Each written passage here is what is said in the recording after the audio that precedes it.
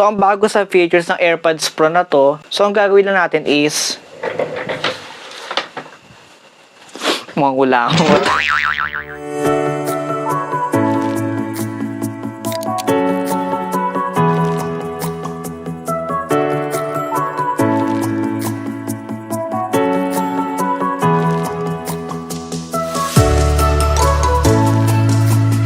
Hi! Hello po, it's me, Luis Fred Jr. and you are the K-Yangs and welcome back to my channel. So for today's video, bigla ko napaisip na ano kaya ang itsura ng AirPods Pro 2nd Gen at saka Apple Watch Ultra. Dahil na-curious ako, umorder ako sa Shopee. Magkano ba yung AirPods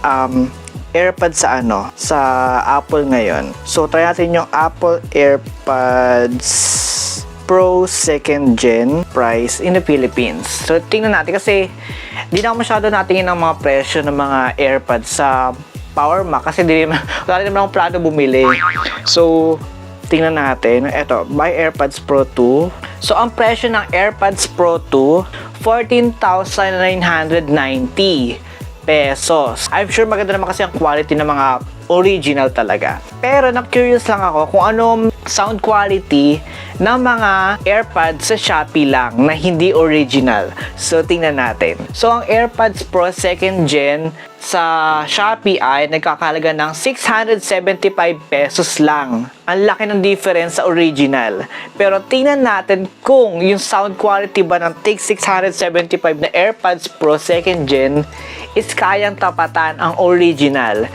Tingnan natin sa video ito. So ngayon, dahil nga dalawang aking binili, ang uunahin muna natin i-unbox at i-review ay itong AirPods Pro na 2nd Gen. Tapos, after neto is ito namang T800 Ultra. So, parang ginaya naman niya is yung Apple Watch Ultra, which is, I think, nasa 50,000 yung ganon. Oh!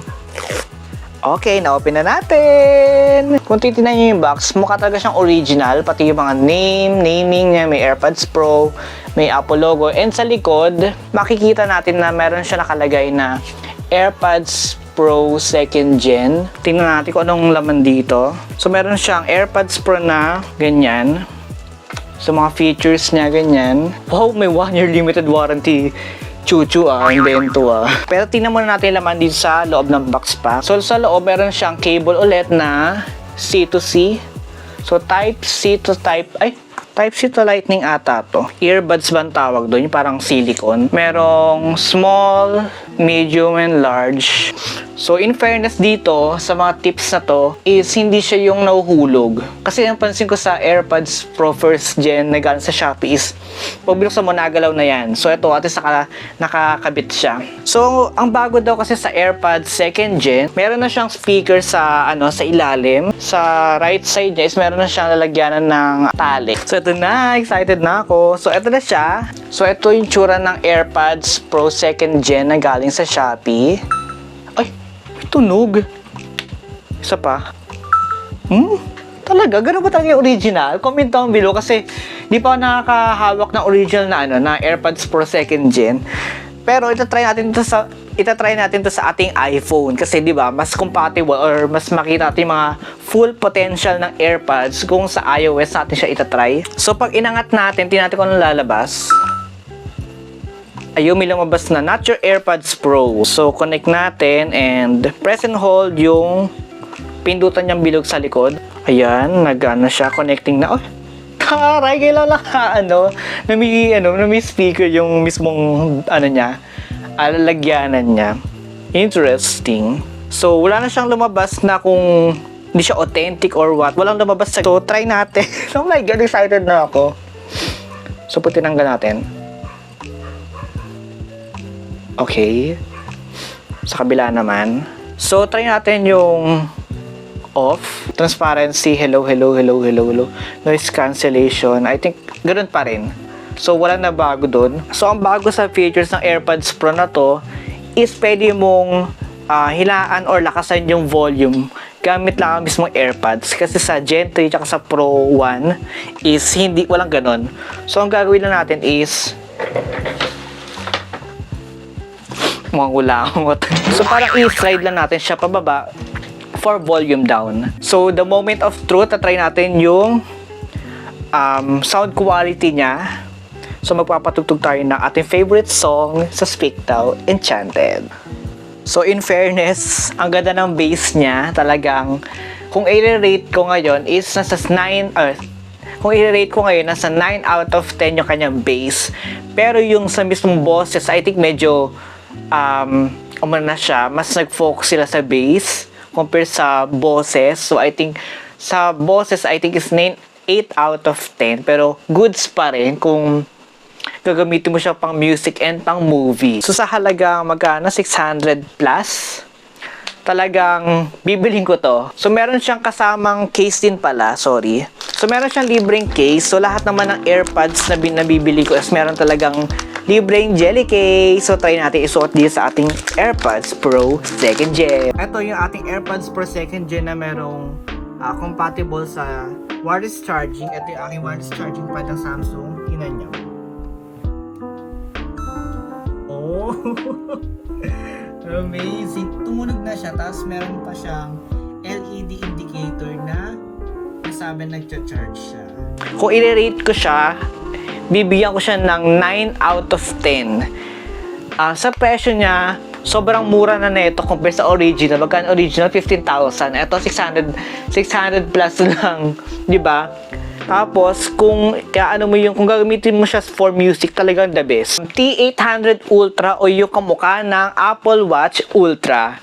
Let's open it. And kung titingnan mo, compare sa AirPods, yung AirPods kasi is talagang kinopya talaga nila yung itsura, pati ng mga, ng picture, ng pangalan, ng logo ng Apple. Dito kasi is hindi. I think, ang kinopya lang nila dito is yung itsura ng Apple Watch Ultra, pero the rest, yung mga pangalan, yung mga design is hindi na. So, meron pa siya mga, dito, may mga papapel na Chinese ba to? So, ang mga features nito is meron siyang Bluetooth dial pad, Bluetooth call, motion record, heart rate, blood pressure monitoring, physical training, sleep detection, Bluetooth music. Oh, interesting. Ito na yung mismong watch. Ang liit lang niya, no? So, ito na may mga wristband niya ng kulay white kasi white yung aking in-order. So, white din siya. So, ito nga pala yung close-up ng mismong watch. Ayan siya.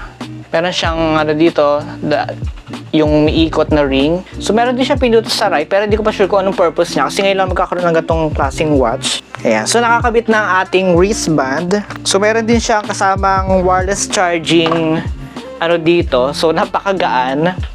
So, ito siya. Meron siyang wireless charging. So, ang power on nito, hindi ko alam. Kahit anong button lang dito, pindutin natin. Tingnan natin kung anong lalabas. So, wala pang nalabas. Kaya ang power button nito. So, nag-open naman yung relo. So, I think drain lang talaga siya. So, ito yung mismong watch. So, try naman natin siya ikabit sa ating, wrist. Tingnan natin kung maganda. Fairness, ang ganda niya tingnan na. So, wow, oh, wow. So, as you can see, pag pininat natin yung button, meron siyang ganyan. Pwede natin ibahin yung faces niya. Ayan. Ayan. Ayan. So, I think ito, di ba? Common siya. So, may kabayo. May mga ganyan. So, I think dito tayo mag-stay. So, pag swipe up, parang control center siya. So, ayan. Tingnan natin pag swipe down naman. So, dito lalabas yung ating mga notification. Ayun. So, lumabas na dito yung relo sa mismong app, T800 Ultra. So, Bluetooth pairing. So, yung notification niya is pwede lumabas dito. So, pwede natin siyang gawing remote shutter, find. So, parang siya merang find my chuchu, ganun. So, first impression, kung titingnan mo sa malayuan, or hindi mo pa nakikita yung screen, is akalain mo talaga na Apple Watch Ultra siya. So, kahit ganyan, so pinakita mo yung screen, makikita mo na mukha siyang Apple Watch Ultra. Pero pag ginalaw-galaw mo na yung kanyang mga user interface, so malalaman mo na talaga na siya ay hindi legit na Apple Watch kasi meron siyang simpleng ano lang, simpleng UI lang, and yung animation niya is simple lang din. So for me, sa halagang, magkano lang to? Ang mura lang nito eh, di ba? Sa Shopee na pinagbilan ko is 395 pesos lang. Di ba? Ang ganda-ganda ng design niya, oh. Hindi siya hindi siya yung Makate, hindi siya yung okay yung quality ng kanyang wrist bang tawag doon or ng tapos para siyang aluminum or bakal yung mismong mismong Apple Watch, hindi siya plastic. Meron pa siyang orange accent dito. So ito pala yung sports sports na features. Meron siyang running, bike riding, strength training, football, tennis, volleyball, football. Pero kung 1,000 siya, hindi siya sulit talaga kasi nga, hindi naman siya, yung UI niya is napakasimple lang. Pero, magmumukha ka talaga naka-Apple Watch Ultra. Pero sa halaga 395, I think, bibili pa ako isang ganito pag nasira to. Pero sana magtagal. Ano masasabi ko sa dalawang tong binili ko sa Shopee? So, balik ulit tayo sa AirPods Pro 2nd Gen. Tuwa ako kasi nga, meron na siyang chime kapag tina-charge sa wireless charging. Pero and kanina, kapag ino-open mo siya yung ino-open mo yung lid, is nagkakaroon din siya ng chime. So that's new. So ngayon ko lang siya ngayon ko lang nalaman na may ganon. And then meron na siyang lagyanan ng loop. Basta tali. Yun, meron siyang ganon. And yung isang microphone, hindi ko pa sure kung ano to, kung anong ganap niya. Tapos yung kanyang sound quality is superb talaga. Ang ganda ng bass. So panalo yun. So magkano to? 600 plus, di ba? So sulit na siya dahil 15K yung original nito, and yung sound quality naman niya is napakaganda. So ilalagay ko na sa description box kung gusto niyo bumili ng AirPods Pro 2nd Gen. Then balik naman tayo dito sa Apple Watch or sa T800 Ultra ng Shopee. Is ang masasabi ko, maganda yung kanyang hindi ko alam ang tawag dito, maganda yung quality niya. So hindi siya yung cheap na parang plasticky ganyan, hindi siya plastic, parang hindi ko ma-explain, pero goods siya. Hindi mo iisipin na 395 lang siya. And dito sa mismong relo, tong frame, is para siyang metal talaga. Hindi ko masabi kung plastic siya. Parang talaga siyang aluminum. Yun lang. Sana nag-enjoy kayo sa video ito. At kung nag-enjoy kayo, huwag mo kalimutan click ang like button. At comment down below kung ano sa tingin nyo sa dalawa ang mas sulit para sa inyo. At kung ano ang bibili nyo sa Shopee. Thanks for watching. I love you all, mga kayangs.